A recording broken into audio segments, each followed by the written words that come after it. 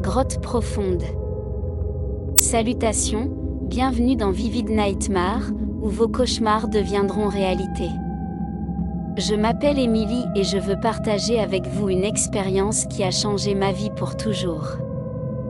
Il y a quelques années, lors d'une excursion spéléologie dans une région reculée des Appalaches, je me suis retrouvée coincée dans une situation qui me hante encore dans mes pires cauchemars.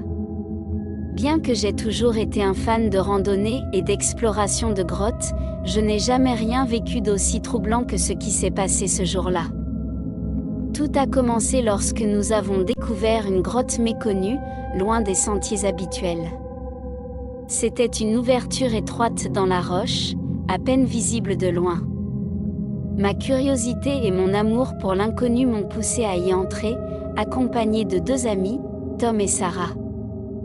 Nous descendîmes prudemment à travers une série de passages étroits et de galeries basses, équipées de lanternes et de cordes. Au fur et à mesure que nous nous enfoncions dans la grotte, l'air devenait plus froid et plus dense. Les murs semblaient se refermer autour de nous, faisant grandir le sentiment de claustrophobie à chaque pas. Mais ce qui m'a le plus troublé, ce n'est pas l'obscurité ou l'étroitesse, mais une présence palpable qui a commencé à peser sur nos épaules comme une dalle invisible. Au point le plus profond de la grotte, nous trouvons une petite chambre souterraine. Au centre, reposait une ancienne statue de pierre, sculptée avec une précision étrange. Il représentait une figure humanoïde, mais avec des traits déformés et un sourire sinistre qui semblait nous suivre avec les yeux vides de la statue. Il était si réaliste que nous pouvions presque sentir son regard pénétrer nos âmes. Tom, toujours le plus sceptique du groupe, décida de s'approcher pour examiner la statue.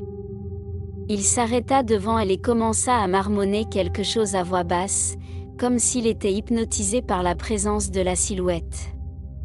Sarah et moi avons échangé des regards nerveux, sentant que quelque chose n'allait pas.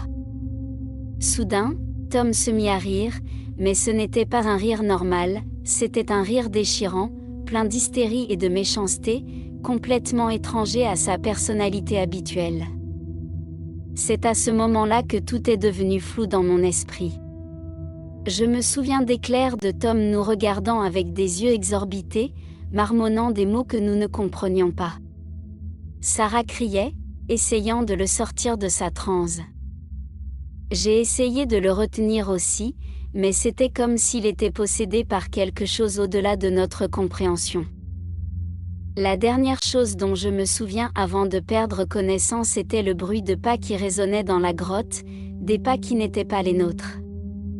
Quand je me suis réveillée, j'étais à l'extérieur de la grotte, désorientée et tremblant de peur. Sarah était à côté de moi, pleurant et tremblant. Tom n'a jamais quitté la grotte.